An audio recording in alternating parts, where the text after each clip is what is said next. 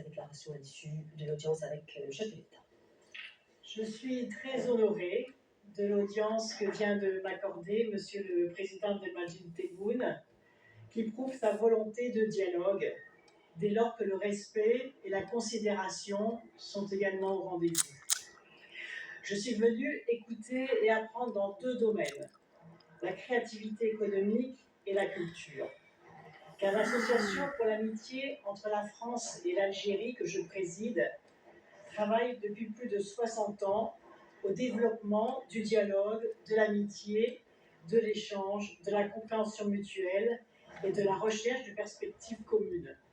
Et justement pour construire des perspectives communes, et il y en a beaucoup, comme je le constate, les chefs d'entreprise que j'ai rencontrés ce matin m'ont dit le potentiel considérable que représente l'excellente formation des salariés et collaborateurs ici dans le pays, leur motivation, leur envie de créer et de réussir. C'est pourquoi la reconstruction de l'amitié entre la France et l'Algérie est un devoir que nous avons d'abord envers les jeunes générations des deux rives, qui ne demandent qu'à développer ensemble leurs projets. On écoute encore une fois la présidente de l'association France-Algérie. L'histoire entre la France et l'Algérie est une histoire blessée, faite de domination, de violences indignes, mais aussi de lutte, de résistance, de destins mêlés, de familles construites entre les deux rives, de projets économiques et culturels communs, de partenariats et de potentiels trop souvent occultés ou méconnus que nous devrons mettre en valeur. Il faut faire reculer les postures politiciennes, les provocations, les discours qui déchirent, de la part de ceux qui ne veulent pas que l'Algérie avance et qui ne veulent pas encore admettre la souveraineté nationale de l'Algérie, son rôle diplomatique dans le monde, sa décision de non-alignement, sa liberté totale de choisir ses alliances et ses causes. Et moi, je respecte profondément cela et j'espère que les autorités françaises finiront aussi par respecter cette souveraineté nationale de l'Algérie. Certains ne veulent pas qu'elle réalise des projets d'excellence, comme elle est en train de le faire. C'est pourquoi l'amitié réparée entre nos pays et nos peuples doit se réaliser. Je le souhaite de tout mon cœur. Elle viendra, j'en suis sûre, pour libérer les envies de construire, de créer, de comprendre, d'inventer, bref, de construire des trajectoires de vie heureuses. Abattre les murs pour construire des passerelles de savoir et de respect par le dialogue.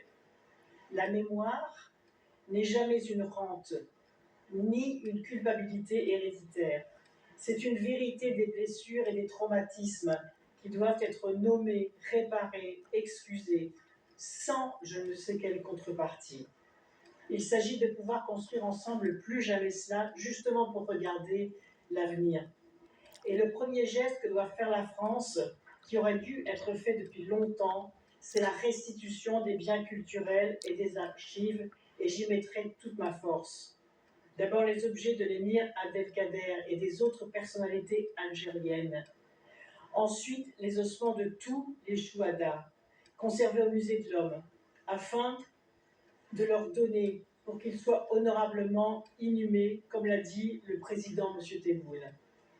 Toutes les archives ensuite, qui sont conservées à Aix-en-Provence et qui ont été pour partie numérisées et donc qui peuvent être rendues très rapidement. Le canon d'Alger, qui se trouve à Brest. Tout cela, c'est d'ailleurs la commission mixte Histoire et Mémoire qui l'a confirmé dans son rapport du 22 novembre 2023. Je veux y ajouter, parce que c'est un domaine que je connais bien, j'étais ministre de l'Énergie, je veux y ajouter les archives et le dossier complet sur les essais nucléaires dans le Sahara, afin de mesurer l'ampleur en effet des dégâts et les réparer. Je voudrais citer justement l'émir Abdelkader, qui a écrit ceci.